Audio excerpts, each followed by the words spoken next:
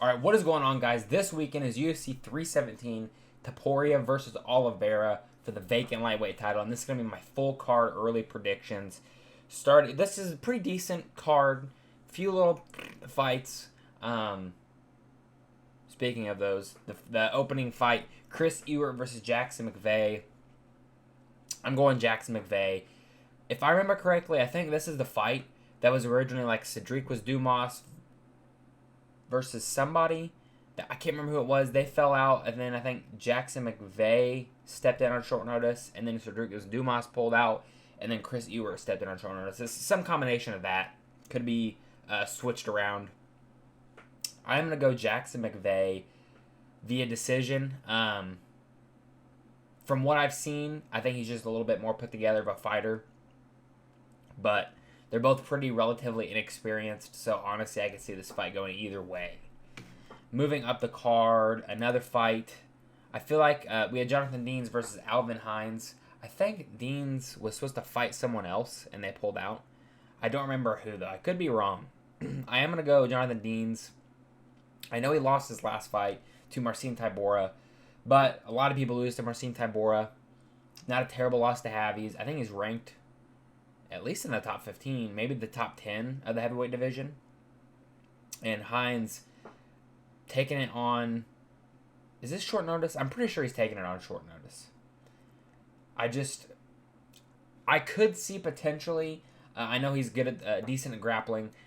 Potentially, could he out-grapple him? Yes. But I think taking it on short notice and heavyweight is not known for cardio. I got to go with Jonathan Deans to get it down by first round KO. He's got good power in his hands. And I think he's just going to clip the chin of Hines, put him down, and finish him with TKO first round. Moving up the card, man. Dang, that's a big favorite. I did not see that.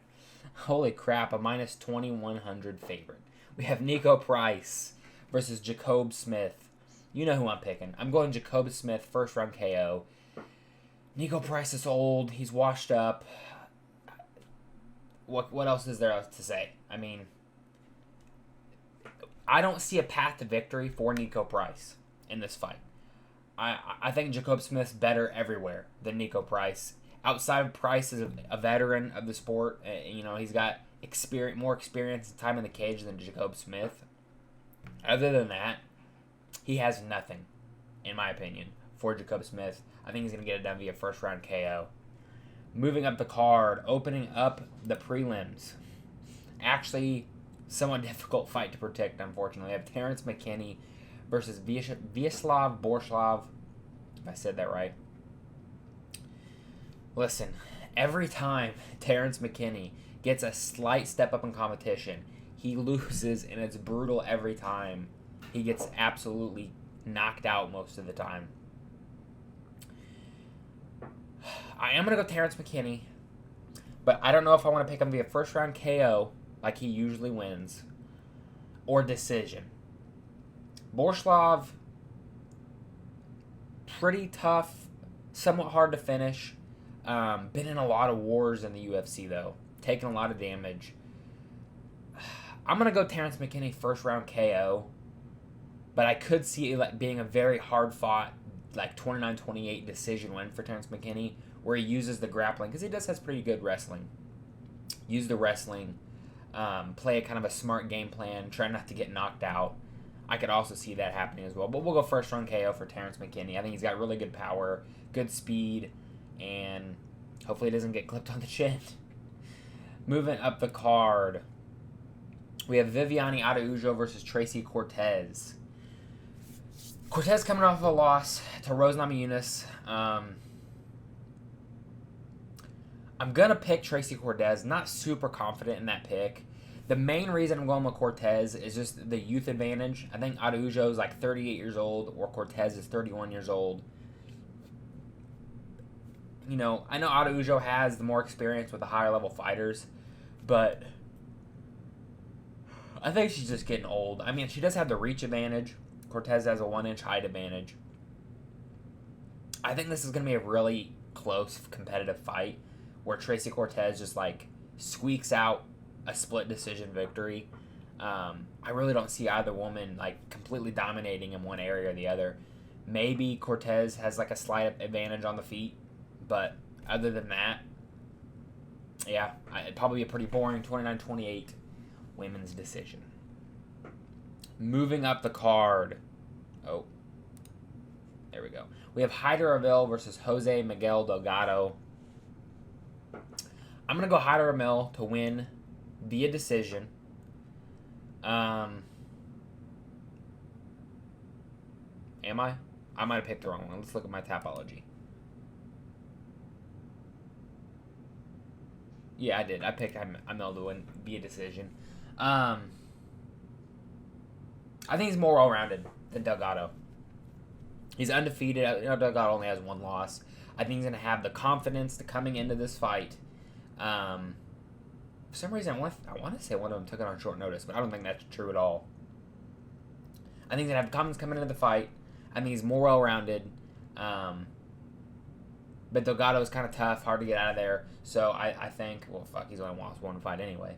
I'm gonna pick Hyder Mel to win via decision. Moving up the card, headlining the prelims, Jack Hermansson versus Gregory Rodriguez. Who's the favorite? Rodriguez, that makes sense.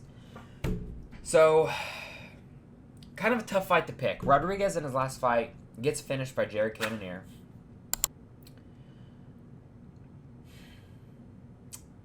Hermansson's been pretty inactive.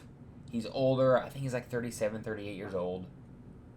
Even though Gregory Rodriguez looks old, I think he's only like in his early 30s. I'm going to pick Gregory Rodriguez. Not super confident in this pick. The main reason I am going to pick him, though, is, the gas tank's kind of been an issue for him. This is a 3-round fight. If this is a 5-round fight, I would pick Jack Hermansson to win. This is a 3-round fight. I could see Gregory Rodriguez winning the first 2 rounds. This is how I'm picking it to win. He's going to win 29-28 decision, where Jack Hermansson picks up the 3rd round. I could also see Jack Hermansson getting like a 3rd round finish, where Gregory Rodriguez is tired, gassed out. But I think Rodriguez has the power advantage. He's not a complete... Hermansson's got good jiu-jitsu, good grappling. I think Rodriguez is good enough to negate that. Hermansson does have a couple inches in reach, but I think the power of Gregory Rodriguez will be the defining factor, and the fact that this is a 3-round fight, not a 5-round fight. So I'm going Gregory Rodriguez to win via 29-28 decision. But look out, he could lose the 3rd round. Moving on to opening up the pay-per-view, we have Peyton Talbot versus Felipe Lima. This fight was thrown together, I believe, on like 2 or 3 weeks' notice. I'm going to go Felipe Lima. I think I'm going to pick him to win via decision. I could see a later, like a 3rd round submission for Felipe Lima. I think what's going to win him this fight is the grappling. I think the grappling is superior to Peyton Talbot's. Could Peyton Talbot catch him and knock him out? Yes, he could do that. But I just don't see that happening in this fight. I see, Lima's not bad on the feet by any means. So I think he can hang in there with Peyton Talbot and then use the grappling, or the striking. Let me rephrase that. Use the grappling to set up the striking, if I can talk. And then eventually I think that will lead to the win. I could see him getting a submission. I really could. But yeah, I think this should be a fun, exciting fight. And they don't normally match people up wins and losses. It's usually both people coming off of a loss or both people coming off of a win. So this will definitely be a fun fight in the men's bantamweight division. Moving up the card, we have Beneil Dariush versus Renato Moicano. Kind of a tough fight to pick. When they originally booked this fight, I was going Moicano. They're both like pretty even. Like they're both about the same age. Beneil Dariush is 15 days older than Renato Moicano. They both have, Moicano's got 1 inch height advantage. They both have the same reach. He's got leg reach advantage.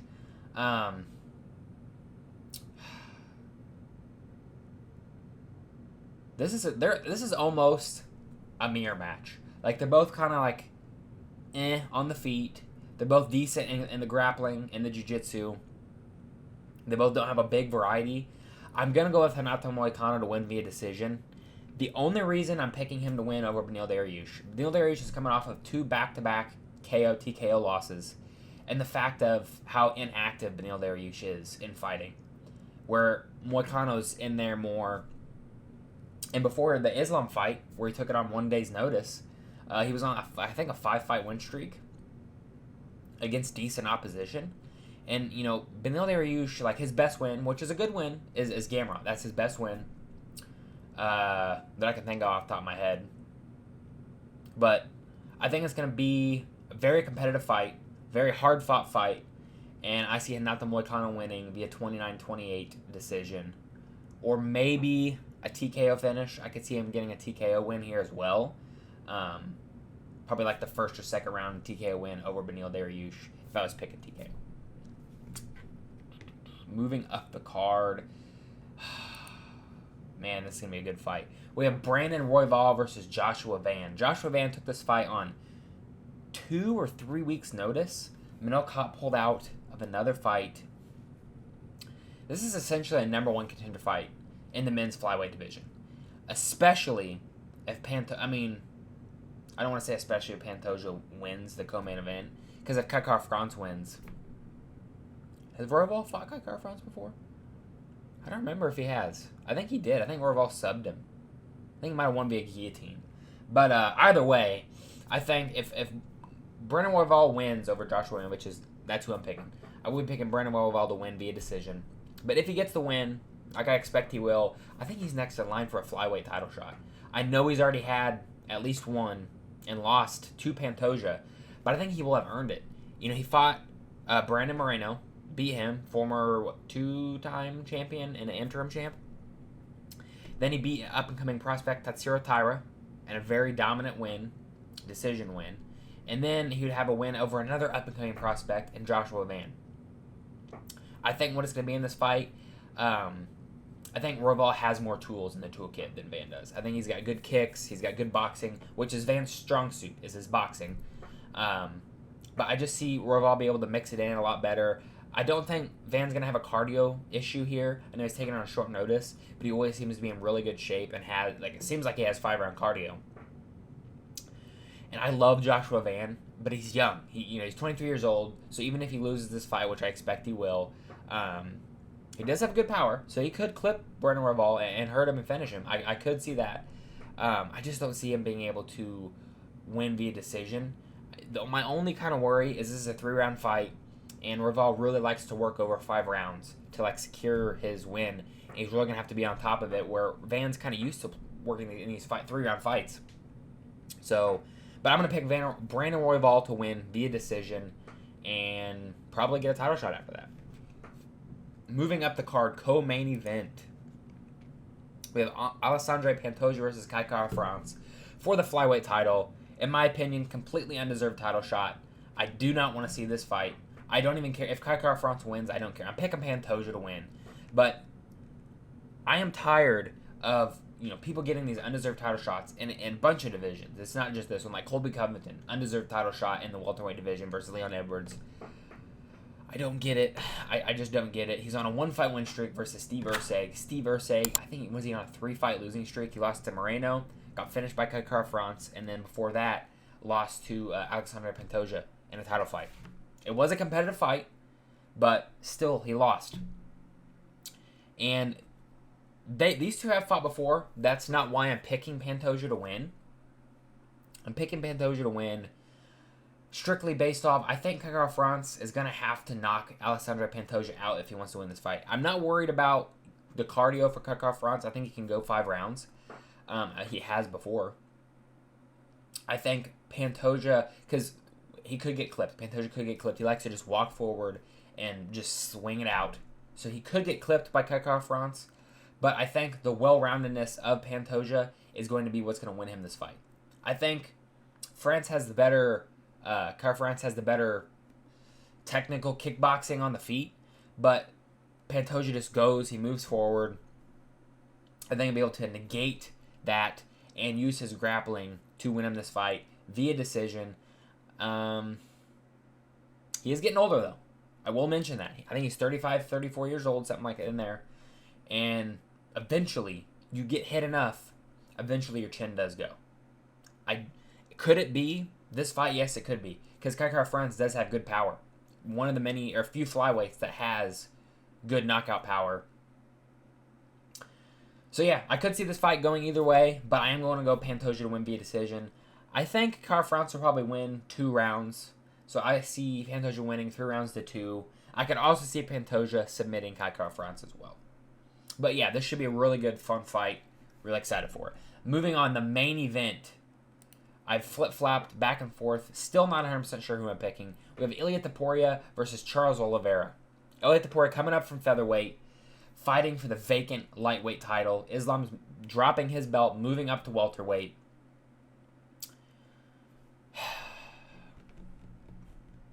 Man.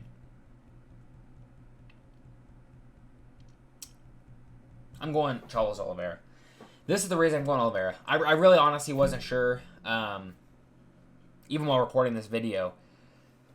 I think it's going to be the size advantage. And, 100% could be wrong here, because Max Holloway had a size advantage over Ilia Topuria, but it was in frame. It wasn't in muscle and strength and power. Max Holloway's cutting down to 45. Obviously, he's done it his whole career. But I really think, at lightweight, he'll do better. He'll bulk up, put on more muscle. Where Oliveira, although he did fight at featherweight, he used to fight at featherweight, that was a long time ago. I think he's, good for the lightweight division. He's got the reach advantage. He's got the height advantage. My only worry in picking Charles Oliveira to win, and I'm going to pick him to finish Ilia Topuria, Oliveira has a tendency to get clipped and get hurt and fall down to his back. Ilia Topuria will follow him down. Where Dustin Poirier, Justin Gaethje, they would not follow him down when they hurt him. Islam followed him down, wasn't scared of his jiu-jitsu. Arman Tsarukyan, I don't think he dropped him, but he wasn't afraid to go to the ground with Charles Oliveira. And Ilia won't be either. I'm not 100% sure how well the power is going to transfer from 45 to 55. I think Ilia, he still could have great knockout power at 55. 100% believe that. But the people at 55 are bigger. They're not cutting them down as much as the 45ers are. So that's why I'm going Charles Oliveira. I think he has a jiu-jitsu advantage. Technical boxing goes to Ilia, clearly.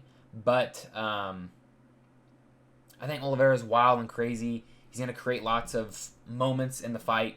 And I think in those moments, he's going to clip Ilia Topuria. I'm going Charles Oliveira, either first or second round TKO over Ilia Topuria. I could also see him hurting Ilia Topuria, getting on his back and getting a rear naked choke. I think those are the two best paths to victory for Charles Oliveira. Let me know in the comment section down below, who do you guys have winning the main event? Let me know down below. If you guys are new, please subscribe. Drop a like on this video. I'll see you guys in the next one. Goodbye.